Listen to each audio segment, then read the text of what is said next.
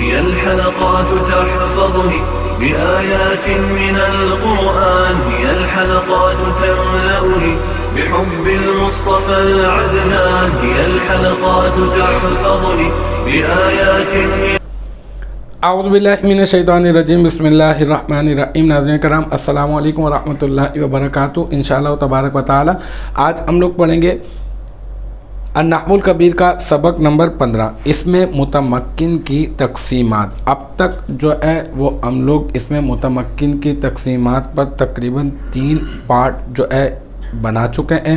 انشاءاللہ تبارک و تعالی یہ ہمارا ہوگا پارٹ 4، ٹھیک ہے۔ اور اس میں جو ہے وہ ہم لوگوں کا جو سلسلہ گفتگو کا چل رہا ہے وہ ہم پڑھ رہے ہیں اس میں متمکن کی تقسیمات۔ میں نے آپ کو کہا کہ اس میں متمکن کی مختلف اعتبارات سے تقسیمات کی جاتی ہیں، اور جو ہے نمبر 1 تذکیر و تانیث کے لحاظ سے مذکر اور مؤنث کے لحاظ سے اس میں متمکن کو تقسیم کیا جاتا ہے، 2 حصوں میں کیا جاتا ہے، مذکر اور مؤنث۔ پھر اس کے بعد تعریف و تنکیر کے لحاظ سے بھی اس میں متمکن کو تقسیم کیا جاتا ہے، اور وہ معرفہ اور نکرہ ہونے کے اعتبار سے۔ بالکل اسی طرح سے افراد پر دلالت کے اعتبار سے بھی اس میں متمکن کو تقسیم کیا جاتا ہے۔ اس میں سے ہم لوگوں کا جو سلسلہ چل رہا ہے وہ ہے پہلی تقسیم، اور وہ پہلی تقسیم کیا ہے؟ وہ ہے تذکیر و تانیث کے لحاظ سے۔ اس میں ہم نے 2 حصوں میں تقسیم کیا، ایک مذکر اور ایک مؤنث۔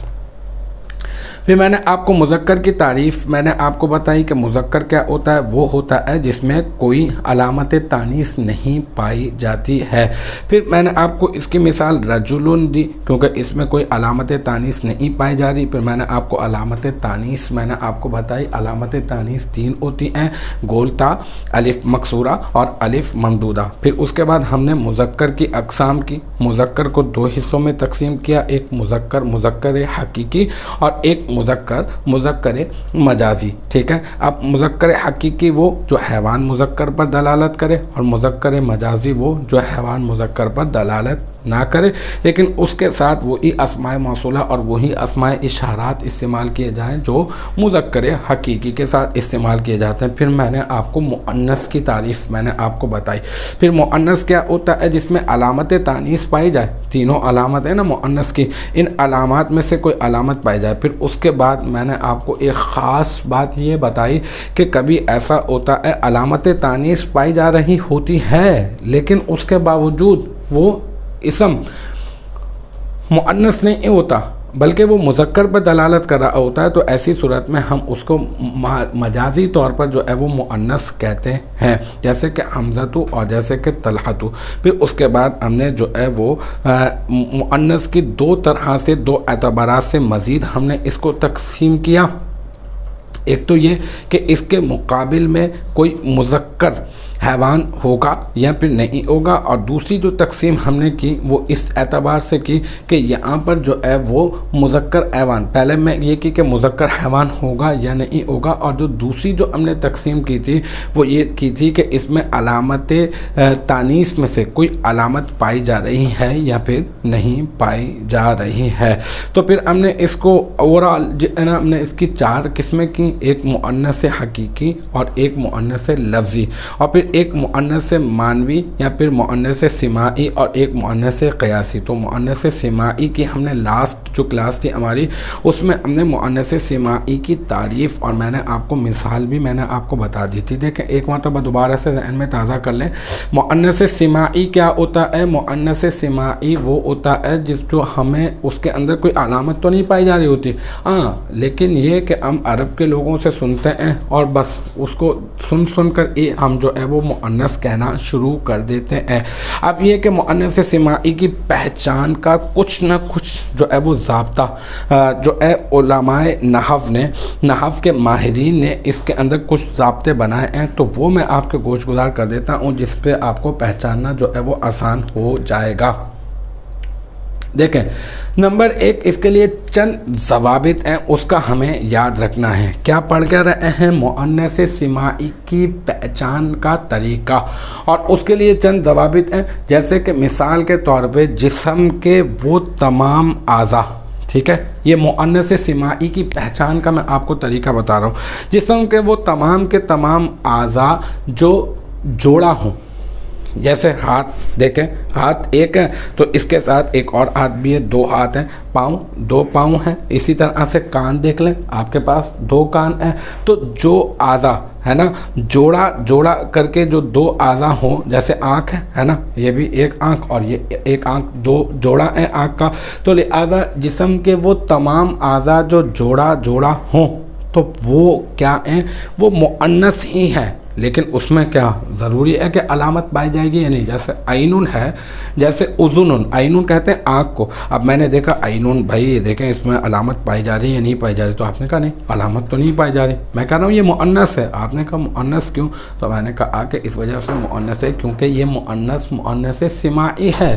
ہم نے عرب کے لوگوں سے سنا اور عرب کے لوگوں سے سن کر ہم نے اس کو مؤنث کہنا شروع کر دیا. تو ایک ضابطہ یاد رکھ لیں، وہ ضابطہ یہ ہے کہ جسم کے تمام وہ اعضاء جو جوڑا ہو، ہاں سوائے 2 کے. ایک تو خدن کہتے ہیں رخسار کو، ٹھیک ہے، اور ایک ہے حاجب کہتے ہیں ابرو کو، ٹھیک ہے. یہ مؤنث نہیں مانے جاتے. اس کے علاوہ یہ آپ کے پاس چارٹ جو ہے یہاں پر میں نے بنا دیا ہے، یہی کتاب میں چارٹ موجود ہے، میں نے آپ کی آسانی کے لیے یہاں پہ اسکرین پر چلا دیا. دیکھیں یہ عینٌ آنکھ، یہ بھی مؤنث سماعی ہے. کفن ہتھیلی، ٹھیک ہے، یہ بھی مؤنث سماعی ہے. یدن ہاتھ، ٹھیک ہے، یہ بھی مؤنث سماعی ہے. اسی طریقے سے عقبن کہتے ہیں ایڑی کو، ٹھیک ہے، یہ بھی کیا ہے؟ یہ بھی مؤنث سماعی ہے. اسی طرح سے اذن کہتے ہیں کان کو، تو کان بھی کیا ہے؟ یہ بھی مؤنث سماعی ہے. اسی طریقے سے ہے فخذن، یہ اس کو کہتے ہیں ران کو، ٹھیک ہے، ران ہے نا، تو ران کو کہتے ہیں. تو یہ بھی کیا ہے؟ یہ بھی مؤنث سماعی ہے. اسی طرح سے ساقن کہتے ہیں پنڈلی کو، تو لہذا یہ بھی مؤنث سماعی ہے کہ کیونکہ 2 پنڈلیاں ہوتی ہیں. اسی طریقے سے اصبعن انگلیاں تو بہت ساری ہوتی ہیں، لیکن یہ کہ بہرحال یہ بھی آپ یاد رکھ لیں کہ یہ بھی مؤنث سماعی ہے.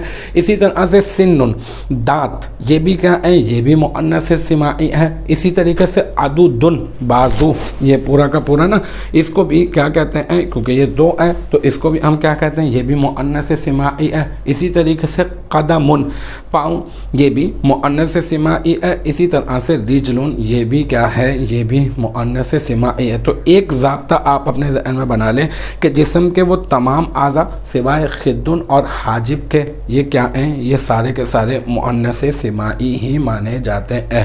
اچھا، دوسرا یہ کہ یہ یاد رکھیں، آپ کو بہت مفید رہے گا یہ یاد رکھنا مؤنث سماعی کی پہچان کے حوالے سے کہ شرابوں کے جتنے بھی نام ہوں گے آپ کو معلوم چل جائے، اس کا مطلب کوئی شراب ہے، شراب کی کوئی قسم ہے، جتنی بھی شراب ہے ان تمام کے تمام شرابوں کے بھی مختلف نام ہیں، یہ یاد رکھیے گا. تو شرابوں کے جتنے بھی نام ہوں گے اب آپ اس میں علامت تلاش نہیں کریں گے مؤنث کی، بلکہ آپ کہیں گے یہ مؤنث ہے. کیوں؟ کیونکہ یہ مؤنث سماعی ہے. کیونکہ عرب کے لوگ جتنی بھی شرابوں کے نام ہیں ان سب کو مؤنث سماعی ہی مانتے ہیں. اسی طرح سے عورتوں کے جتنے بھی نام ہیں، اب آپ اس میں کہیں بھائی نہیں یار علامت تانیث تو نہیں پائی جا رہی. آپ کو کوئی بولے مریم مؤنث ہے یا مذکر، آپ کہیں گے یار مریم، ٹھیک ہے بھائی مریم کے بارے میں سوچتے ہیں یار یہ مذکر ہے یا مؤنث.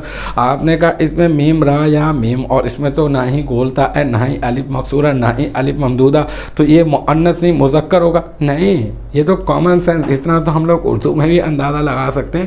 تو یاد رکھیں عورتوں کے جتنے بھی نام ہیں وہ بھی مؤنث سماعی ہی مانے جائیں گے.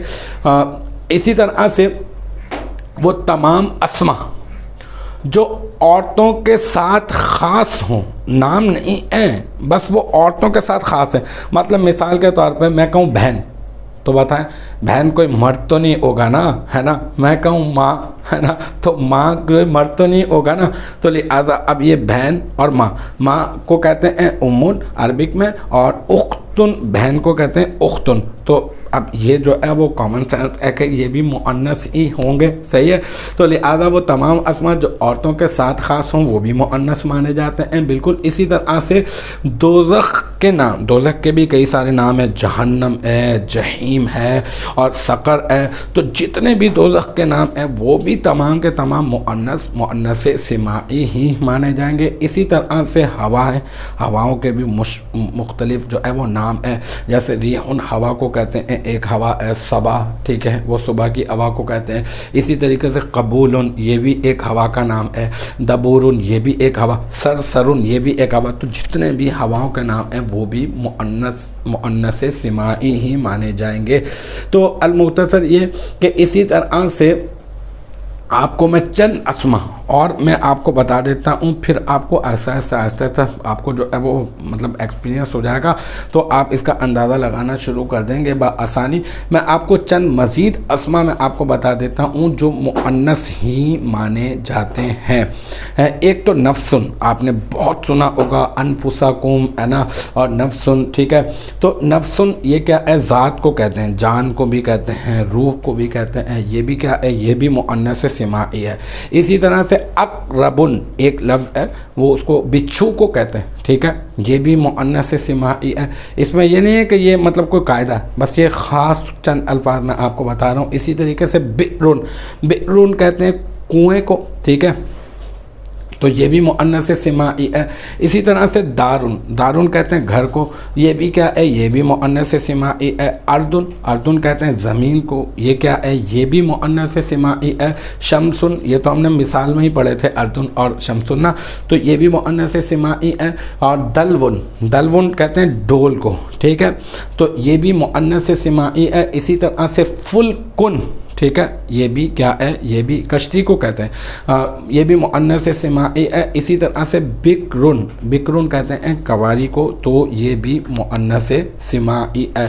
تو مؤنث سماعی کی پہچان کے حوالے سے چند ضوابط تھے جو میں آپ کے گوش گزار میں نے اس پارٹ نمبر 4 جو ہے ہمارا اس سبق کا، اس میں میں نے آپ کے گوش گزار کرنے کی کوشش کی ہے. تو مجھے امید ہے کہ یہاں تک کی جو بات ہے وہ آپ کی سمجھ میں آ گئی ہوگی. انشاءاللہ تبارک و تعالی نیکسٹ ٹائم اگلی ویڈیو اگلی کلاس کے ساتھ ملاقات ہوگی. جب تک آپ اپنا بہت خیال رکھیے گا. وآخر دعوانا ان الحمدللہ رب العالمین.